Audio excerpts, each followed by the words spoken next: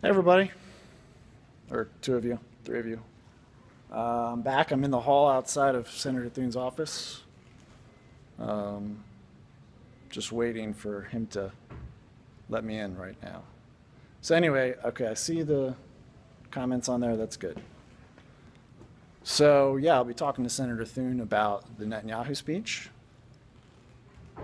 Yeah, service is always a consideration.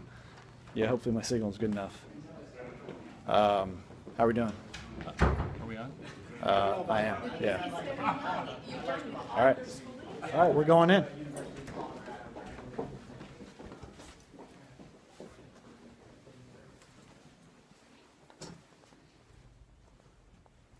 There's Senator Thune. John, how are you? Sir, how are you? Good to see you, sir. Good to see you too. Welcome. Good to have you here. Thank you. Good to be here. Let me put down my bag. Yes. This is very odd. I've never done anything like this before. So we're on Meerkat. This is Meerkat. Yes. Outstanding. Okay. Good. Yep. Love technology. All the great new stuff that's out there too. And all the notifications. I need to turn off my Twitter notifications because they're all coming up There on we the go. phone. All right. But Well, you're that'll a busy have to be- guy. Yeah. You're in demand. All your followers. I'm going to turn on my recorder in case the Meerkat archiving. Doesn't it? Now, you just found out about this like 10 minutes ago, right? Yes. Yeah, I Yeah. did. Yeah. Okay. It's amazing. Yeah. I mean, this kind of innovation is exactly what makes the internet and that platform such a remarkable success story for America and for our economy. So what was your reaction to the Netanyahu speech? I thought it was a very strong speech. I mean, I think he laid it out clear terms. Obviously, it tied the connection between Israel and the United States, the region, the world, and why this deal with Iran is so important that we get it right. What were sort of the key points, highlights for you? Well, I think one is that this doesn't necessarily mean a lot of people are saying, well, if we don't get a deal with them, it means war. I think what he pointed out knows we need a better deal. And we need a deal that where the Iranians agree to stop the aggression, to quit supporting terrorism, and to quit calling for the annihilation of Israel. And once they start taking those steps, then obviously there's some behavioral change there, and then we can start talking sanctions and start perhaps negotiating something. But I think right now it's pretty clear that this thing is going in a direction that I don't think is good, not only for Israel's security, but for America's national security interests. So you're the number 3 Republican in the Senate. Correct. You're also the chairman of the Commerce Committee. Correct. Which makes you basically the point man for the Republican Party on net neutrality. Right? Well, there are a number of us who probably can claim that title, but Okay. that's an issue that we're very involved with. Yeah, it falls under our committee's jurisdiction, and so we've been active on it. So before we get into what is your reaction to the FCC's ruling and the implementation of the rule and what happens going forward, your reaction, what happens going forward, what do you think of the merits of the ruling, and how do you feel like, I think more importantly, how do you feel like the GOP has done on this issue so far? Have they been engaged enough as a Well, I party? think I should say, we didn't realize they were heading down this path until November of last year when the president made it clear that he wanted the internet basically to be treated as a public utility under Title II of the 1934 Communications Act. So it's a fairly new development. For the past 2 decades, we've had what we call a light regulatory touch when it comes to dealing with the internet. The president proposed a very heavy-handed, government-laden, bureaucratic-driven process, and so that's what the FCC's been working to implement. And the order last week was the first time that actually anybody, I think, has seen that. They've been operating behind closed doors. It's 317 pages long, and we just think there's a much better way. But it seems like I was at CPAC last week, and when somebody, first of all, the issue came up maybe once. Yeah, right. When somebody asked Governor Walker about net neutrality, he basically just said, well, we should just have freedom. And to me, that's an indication that maybe the Republican Party, this caught them by surprise, and they haven't really fully thought through the issue before it's even been resolved. And that may be true. I think there are a lot of people across the country who are just starting now to pay closer attention to this issue, which I think it's important that they do because it has some serious implications for access to the internet, cost, investment in the internet and its future. Technologies like this, I mean, cutting-edge type things where we've in the past we've had a light touch regulatory regime that's really encouraged and enabled innovation. And you feel like this could very Meerkat, well shut it down. you feel like Meerkat maybe wouldn't happen Well, if I'm these- not, you know, we don't know at this point. All I can tell you is that the legal uncertainty, the lawsuits that are going to abound because of the FCC's action is something that I think everybody ought to be concerned about. And if carried to its full extent, the authority that was given to the FCC, or will be given to the FCC under this new order, allows them to regulate rates. It allows them to impose taxes, or allow states and local governments to impose taxes and fees. And so this is a whole new deal. We've not dealt with anything like this. And I guess the question I would ask is, it's worked pretty well. I mean, for the last 2 decades, we've had a pretty good run here. Why do you want to now subject the internet to the heavy-handed regulation that classifying it as a utility under Title II of the old 34 Comms Act would do?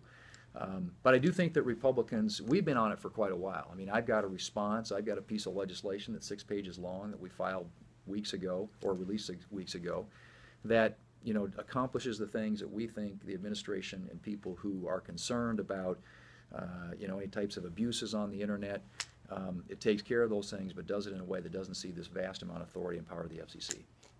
So we've been working it, but I think it's now starting to get out there in the American public. Last question for me, and then I'll see if I can do any questions on here.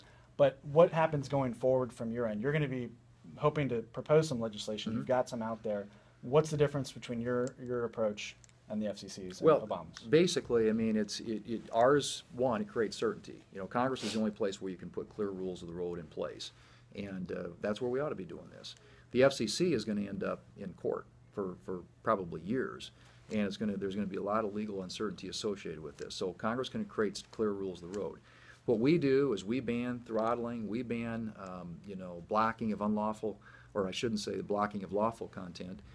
You know, we ban paid prioritization, a lot of the things that people are concerned about, but do it in 6 pages and don't give. Switch arms here, because Yeah, I bet you're tired. holding my phone. And don't give this incredible amount of authority and power to the FCC, which, like I said, comes with a lot of, I think, downside risk for consumers out there, for investors, for everybody that's involved with the internet.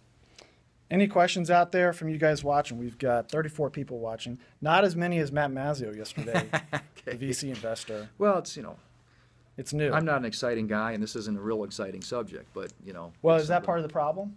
That Well, it's not exciting? I think it's not exciting, and it's complicated. I Yeah. think there's a lot of you know, there are a lot of moving parts to this. But when we looked at the bill and introduced the bill, we just sat down and said, okay, what are the things that we're trying to solve here? What's the problem we're trying to solve, and what's the best way to do it?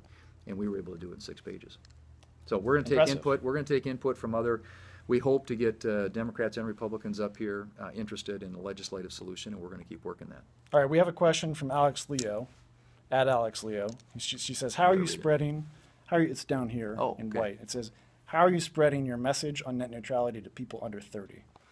Well, obviously, probably not all that well at this point, but I think what we're trying to do Why is do you say that? well, I think we're using social media platforms through the committee, but I don't think there's been an attempt to really broadcast what the implications of this decision by the FCC mean for people under 30. And, you know, obviously to get that message out there, it takes a good amount of work and probably a good amount of money, but we're doing everything we can to try and get that message out there. But we'd like to use more of the mediums that younger people subscribe to get their information, and that's how we're going to have to try and more effectively accomplish that objective. Yeah, Alex Leo. Fair disclosure, Alex works for Yahoo, unless this is a fake Alex Leo.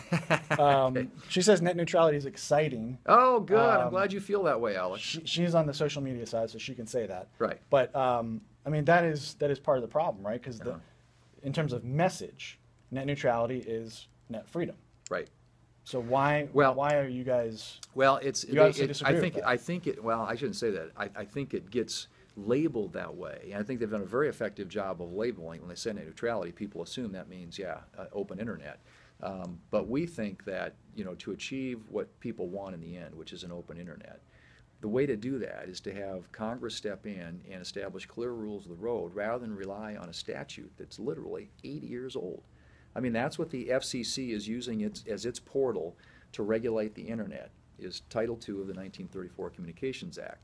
And the internet was never designed for that. The internet was always treated as an information service, not as a telecommunications service.